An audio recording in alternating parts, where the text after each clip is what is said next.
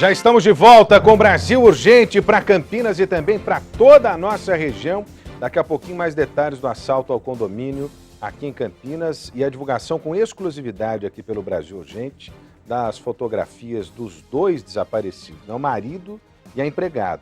A empregada e o marido dela, o Osmar e a Daiane, que estão desaparecidos. Depois dessa ação, a polícia confirmou hoje que o Osmar é quem estava dirigindo o carro usado pelos suspeitos, e essa imagem é exclusiva aqui do Brasil Urgente, você está vendo aí na tela da Band, com essa imagem que é do circuito de segurança, a polícia confirma que o marido da empregada estava com os suspeitos. Agora, não se sabe se é ele, né, o responsável por planejar o ataque, se ele realmente participou da ação, ou se ele foi forçado a isso e depois é levado junto com a esposa para algum lugar, para um cativeiro, ou infelizmente até, né, a possibilidade de que tenham desaparecido com ele.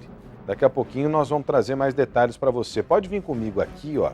Deixa eu dar uma notícia importante para o pessoal de Barão Geraldo. Eu tenho descido o porrete aqui em relação à segurança em Barão Geraldo, cobrando uma política de segurança do governador Geraldo Alckmin. Precisa reforçar a polícia, precisa dar condições para a polícia trabalhar, né? Porque a polícia tem feito o trabalho dela, só que às vezes também passa do limite do que a polícia é capaz de fazer com o pouco que tem, Especialmente a Polícia Civil, que está vivendo um processo de degradação enorme, né, aqui na nossa região. Pois bem, ainda com muita dificuldade em função daquilo que o governo do estado oferece, a Polícia Civil conseguiu prender suspeitos de um arrastão em Barão Geraldo, suspeitos inclusive de estarem participando de outras ações criminosas no distrito de Barão Geraldo e que tem experimentado nos últimos meses altíssimos índices de violência, especialmente com roubos a residências, furto e roubo de veículos. Parece que 2 pessoas foram detidas, um maior e um menor. O caso está sendo registrado no 7º Distrito Policial. Parabéns aos investigadores do 7º DP, né, por essa operação e que devolve, né, pelo menos a sensação de segurança a quem precisa usar o distrito de Barão Geraldo ou quem mora em Barão Geraldo e que está com medo da violência, né? Desde semana passada eu tenho dito para vocês aqui que o Garra, que é o Grupo Armado de Repressão a Roubos e Assaltos da Polícia Civil, também tem feito ações pontuais no distrito de Barão Geraldo, visando reduzir os índices de criminalidade. A resposta está aí com gente presa, né? Então, parabéns à Polícia Civil que conseguiu prender esses suspeitos que de atuarem lá em Barão Geraldo. Olha, me dá imagens, teve protesto no terminal metropolitano, mas será que vão parar o transporte aqui em Campinas de novo? Será que vão parar o transporte aqui em Campinas de novo? Esse é o trânsito da Avenida Alix da Cunha parado, diante da ação de motoristas e cobradores ligados ao transporte metropolitano. De que empresa são, hein, Felipe? Da empresa Boa Vista? É de novo a Boa Vista, porque a Boa Vista recentemente tinha parado também, né? Recentemente eles tinham parado também no transporte metropolitano. A Boa Vista é que faz a linha de Hortolândia, ou eu estou errado? É de Hortolândia, exatamente. Esse foi o trânsito que a paralisação deixou na Avenida Alix da Cunha. Houve bloqueio do terminal metropolitano em Campinas, né? Alguns passageiros, inclusive, ficaram prejudicados. Como é que está a situação de momento, ô Felipe? Está tudo normalizado? Os ônibus voltaram a circular, só que tem uma informação, né, que é a informação que mais preocupa o cidadão que depende do transporte público. Ontem nós mostramos aqui que estão fazendo uma lambança com a história das peruas, né? Estão tirando as vans do sistema Orca de circulação. Já começou a faltar ônibus para quem depende do transporte público. Lá na região de Hortolândia, na região de Sumaré, os ônibus não estão dando conta e tiraram a opção das vans, né, dos cidadãos, dos passageiros. E agora pode ser que tenha greve, porque os motoristas e cobradores não descartam uma greve na próxima sexta-feira, caso as reivindicações da categoria não sejam atendidas. Quais sejam, né, essas reivindicações? Especialmente, né, as multas que vêm sendo aplicadas contra os motoristas. Por que eles estão sendo multados, hein, Felipe? Você sabe? A MTU está multando, né, os motoristas, aliás, por conta de itinerário, algum atraso, alguma coisa. E os motoristas da aviação Boa Vista estão dizendo que estão sendo perseguidos, né? E aí o problema é o seguinte, depois de multados, eles têm que pagar essa multa vem descontada no Olerite, tem gente que nem recebendo o salário direito está recebendo.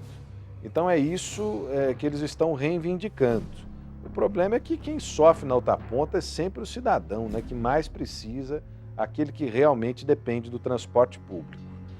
Tomara que não façam greve, já tem reportagens sobre esse caso, né? Então vem comigo aqui, olha, a Carla Ramil continua ao vivo no 5º Distrito Policial de Campinas, ela esteve na casa do casal, né, da empregada e do marido, que estão desaparecidos depois do assalto a um condomínio aqui em Campinas. Carla Ramil, o que você encontrou lá na casa? Quais são as informações que você já pode trazer para a gente? Olha, Rodrigo, eu conversei, nós fomos até a casa, né? A casa realmente tem até um carro na frente, porque o genro do Osmar mora no fundo, numa edícula, né? Ele não quis falar com a imprensa, não gravou entrevista, mas o delegado e a equipe dele que estiveram na casa, que fica no bairro Ponte Preta, aqui em Campinas, ele disse que a casa está normal, né? Eles não levaram roupas, as roupas estão no guarda-roupas, tem comida na geladeira, comida em cima do fogão, ou seja, tá normal. Pro delegado, se eles tivessem participado da ação criminosa, talvez eles tivessem feito as malas, né, para poder ir embora para algum lugar. Então, é um mistério para a polícia ainda o que de fato aconteceu nesse caso, já que a casa do casal estava preparada como se a qualquer momento eles fossem voltar. Tinha até comida na geladeira, é isso? Exatamente, tinha comida na geladeira e comida em cima do fogão, né? Comida que havia sido preparada e que ainda, né, ia servir de alimento para alguém da casa que chegasse, né, Rodrigo? Então, para a polícia, é tudo muito estranho ainda a movimentação, a participação desse casal ou não na ação criminosa. Habitualmente, nesses casos em que há previsão de fuga, geralmente pelo menos uma malinha ali com os pertences mais pessoais se faz, né? Pelo menos isso se faz, uma muda de roupa, de repente um remédio que a pessoa toma, né? Uma escova de dente, uma escova de cabelo. Nada disso foi levado da casa, pelo menos a priori, segundo a polícia, o que aumenta o mistério sem dúvida nenhuma. Será que esse casal não foi forçado, né, a praticar o crime? Mais do que isso, às vezes a empregada nem estava sabendo da história. O marido acabou sendo aí de repente vítima de algum criminoso, né? E acabou ludibriando a própria esposa. É algo que pode ter acontecido. Ou então os dois estavam mancomunados, estavam combinados para agir, né, e roubar o dinheiro lá do empresário, 205 mil reais que estavam escondidos, me parece, no porão ou num compartimento lá dentro da casa. E só o empresário é que sabia desse dinheiro, segundo as informações. Por isso é uma história intrigante. Nós estamos divulgando em primeira mão aqui na tela da Band as imagens, tanto do Osmar quanto da Daiane, a esposa, né? Até para que as pessoas possam, através das imagens, de repente, divulgar informações, trazer à tona informações a respeito de alguma movimentação que perceberam estranha e colaborar com a polícia, porque a localização do casal é fundamental para esclarecer o crime. É fundamental para esclarecer o crime. Está aí no detalhe da imagem, olha. Esse é o Osmar, não é isso? Esse é o Osmar e na sequência vai aparecer ele ao lado da Daiane. São duas fotografias que a gente tem da Daiane, uma inclusive do registro de funcionários que prestam serviços ao condomínio que fica aqui em Campinas. Essa aí é do registro de funcionários aqui do condomínio em Campinas. Bom, a Carla Ramil continua a postos, daqui a pouquinho ela vai trazer mais detalhes, porque ela conversou com o delegado responsável pelas investigações, vai trazer mais informações a respeito desse caso nas imagens exclusivas que a Band revela em primeira mão para você aqui em Campinas. Já a Carla está de volta para falar mais aqui com a gente. Então me dá aí essa reportagem, porque os motoristas da Aviação Boa Vista cruzaram os braços hoje, eles são contra as multas aplicadas pela MTU, que gerencia o transporte metropolitano. E olha, um dos funcionários seria autuado por um fiscal quando a mobilização começou. Aí virou um escarcéu. Só que eles estão ameaçando greve. E é isso que preocupa quem depende do transporte. Porque greve significa atraso, falta de transporte. Quem sofre, no final das contas, é o cidadão de bem, é o passageiro. A Lucimeire Ramalho acompanha e traz os detalhes para a gente aqui, ó. Olho na notícia. O trânsito ficou congestionado na Avenida Alix da Cunha e os motoristas tiveram que exercitar a paciência. Os ônibus que entrariam no terminal metropolitano foram desviados para a Avenida Barão de Itapura. Os veículos ficaram estacionados dentro do terminal e na via que dá acesso ao local. Muitos passageiros seguiram a pé para outros pontos, na tentativa de conseguir chegar ao destino. Quem precisava pegar uma linha que sai do terminal ficou totalmente perdido. Agentes de trânsito da INDEC auxiliaram os passageiros. Estava indo trabalhar no aeroporto e não foi, a gente ficou aqui e agora não tem como voltar para casa, então a gente está preso aqui na rodoviária. Eu ia pro curso, né, e parou. A gente pegou o ônibus, pagou, só que ele não conseguiu sair daqui. Aí a gente pagou o ônibus, ele não devolveu o dinheiro, a gente desceu, estamos aqui parados. A paralisação interrompeu a circulação de 22 linhas metropolitanas da Aviação Boa Vista, que atendem as cidades de Hortolândia e Montemor. De acordo com os funcionários, a paralisação começou em solidariedade a um motorista que seria multado por um fiscal da MTU por ter parado fora do ponto para que um passageiro pudesse desembarcar. Para que a multa não fosse aplicada, motoristas e cobradores pararam as atividades por cerca de 2 horas. Ele desembarcou no local que não era para parar, para desembarcar um policial militar. Tinha um fiscal da MTU, viu e falou que ia multar ele. Aí ele veio, fez o contorno, desembarcou o passageiro e parou o ônibus, fechando toda a plataforma para ninguém passar. Aí todo mundo parou junto para solidarizar ele. Gilson, que parou o serviço para prestar apoio ao colega, já foi multado algumas vezes por estacionar em local proibido e cortar itinerário. No mês passado, foram pelo menos 4 autuações. Ele reclama dos descontos, que nesse mês consumiram quase metade do salário dele. Não deu nem pagar as contas direito do meu salário. Minha filha pediu dinheiro e não tinha como dar para ela. E as contas ficou para trás sem pagar. A multa veio descontada sem eu assinar. Este outro motorista reconheceu o motivo das multas, mas afirmou que muitas vezes isso acontece por causa da pressão da empresa. O horário não dá, se eu volto, estava vazio o ônibus, eu tenho que cortar, né? Se tem 1, 2 passageiros só, senão eu não consigo fazer o horário. Isso aí eles não vê. Um representante da Aviação Boa Vista conversou com os trabalhadores e ficou definido que as multas aplicadas a partir de 27 de setembro vão ser revistas e uma resposta vai ser dada aos trabalhadores nesta sexta-feira. Depois desta negociação, os ônibus voltaram para as ruas. Os funcionários não descartam uma greve da categoria, caso a situação não for resolvida. E olha, a última audiência do caso Mário Sampaio aconteceu na cidade do Guarujá ontem, né? Das 4 testemunhas que foram convocadas, apenas uma compareceu.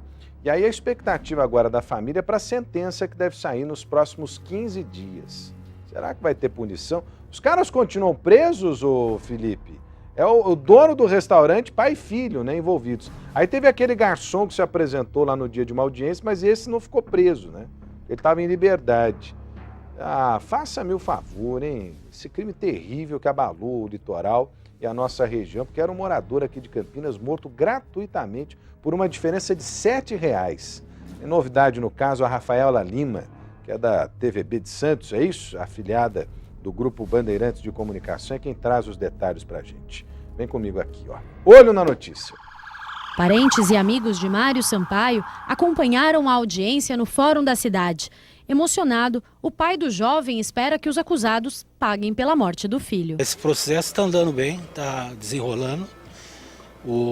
A justiça está cumprindo com o papel dela, né? Com mais esse depoimento, além daquele que teve em Piracicaba, espero que o Rosbison, que é o garçom, seja preso, porque ele ajudou a segurar junto com o Diego e mais um garçom que esse eu não sei quem é.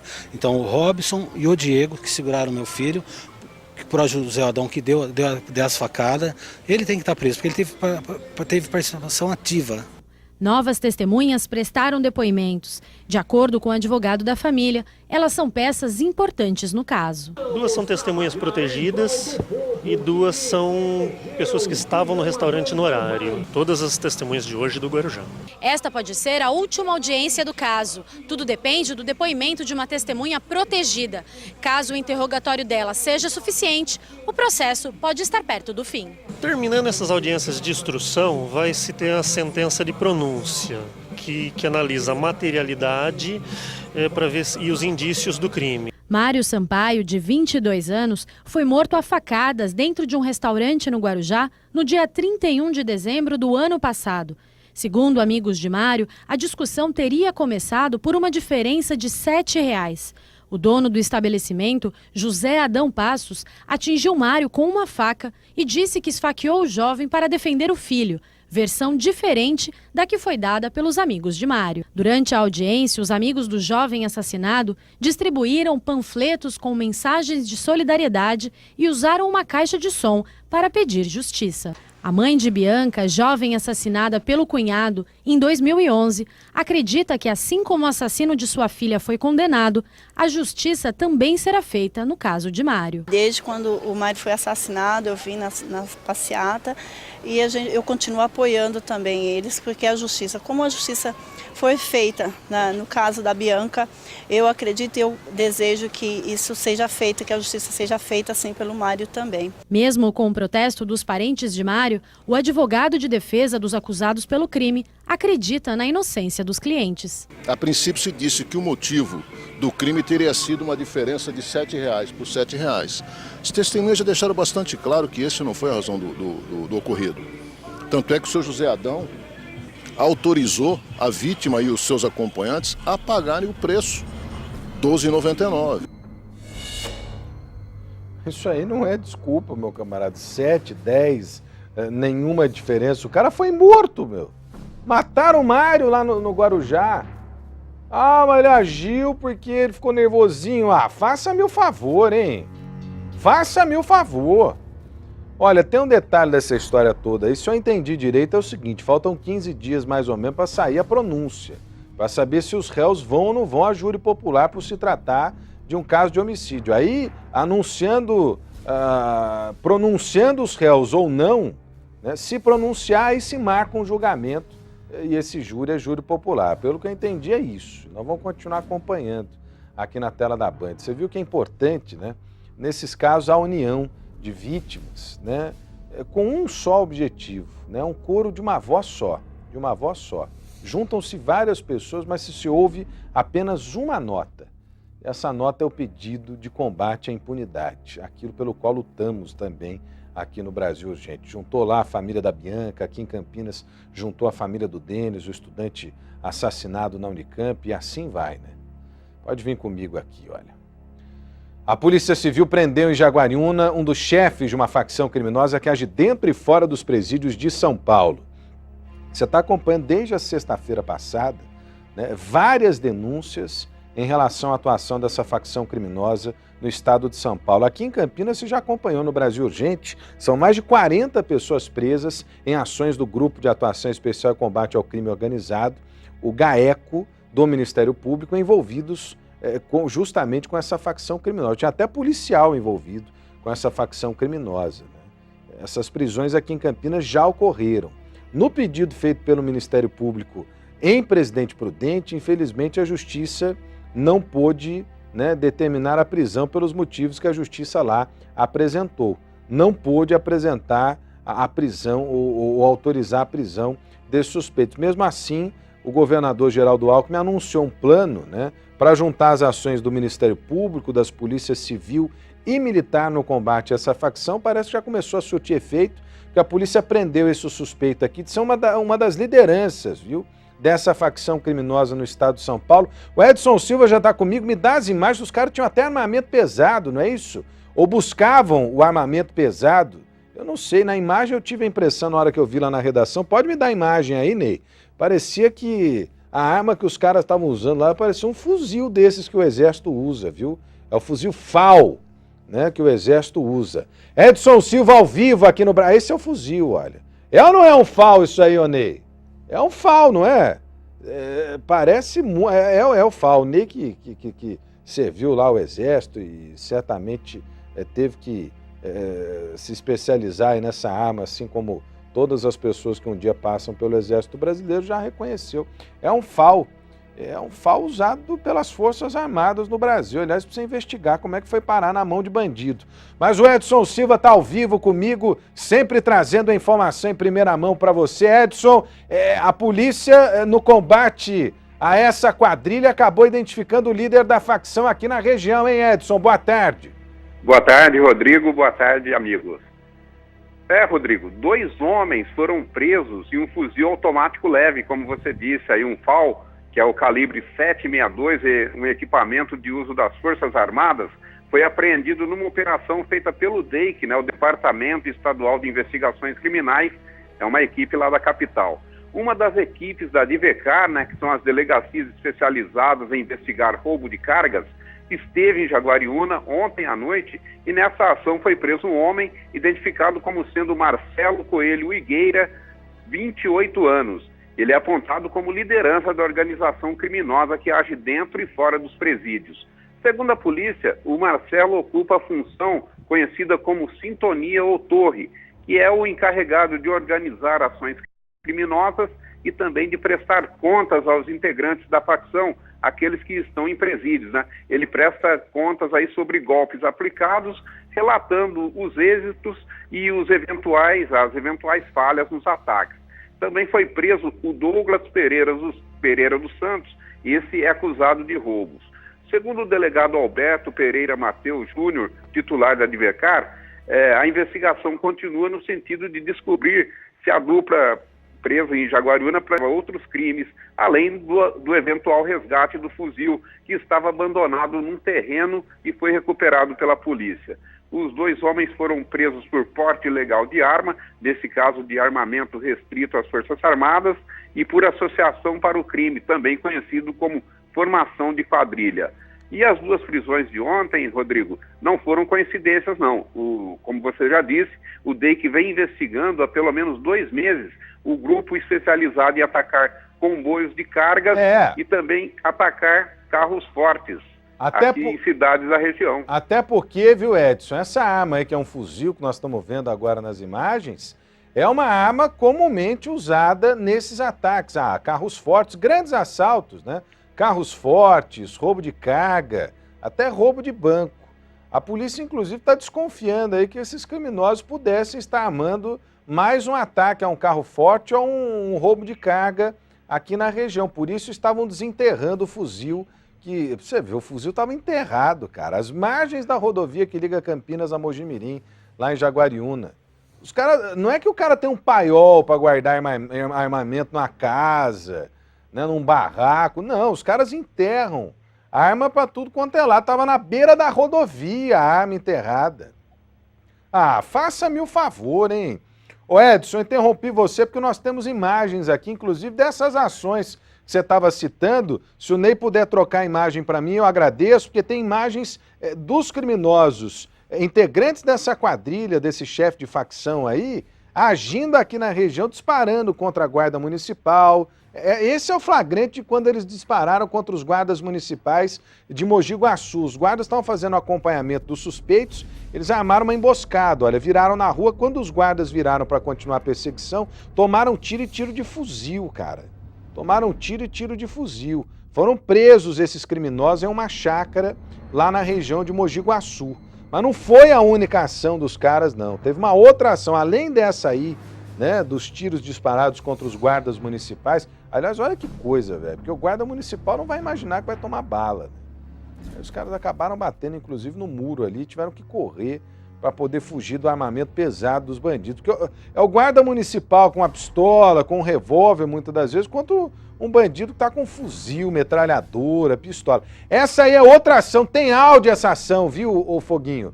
Me dá aí o áudio dessa ação, porque foi uma ação... Aí, ó, os tiros. Ouviu o tiro? Esses são os tiros, olha. Tiros de fuzil disparados contra um carro forte na rodovia Anhanguera em um ataque que aconteceu em Araras, também atribuído a essa quadrilha. Você vê que não é gente boa, né? Não tem nenhum gente boa nessa história, né? Olha, é tiro, explosão, um negócio terrível. Então a suspeita, Edson Silva, é de envolvimento desse chefe de facção preso e do outro camarada preso com ele, com essas outras ações criminosas aqui na região. É isso, Edson? Exatamente, Rodrigo. Essa de Mogi Guaçu foi em setembro, né? E na época, como você frisou, ocorreram outras prisões e também apreensões de armamentos. E essa de Araras foi em abril, e esse bando provocou um grande tumulto ali na Anhanguera, né? Tentou assaltar 2 carros fortes, e houve tiroteio ali, 7 vigias foram feridos, houve tiroteio com policiais militares, e na época o bando conseguiu escapar sem fazer o assalto aos carros fortes. Porque a polícia acabou surpreendendo Rodrigo, a ação. se você permite, em Jaguariúna, os policiais receberam a informação que a dupla pretendia resgatar o fuzil, possivelmente daquela ação ainda de setembro. E então não foi uma coincidência, a informação era quente, eles chegaram nesses 2 homens presos em Jaguariúna. Você vê, né?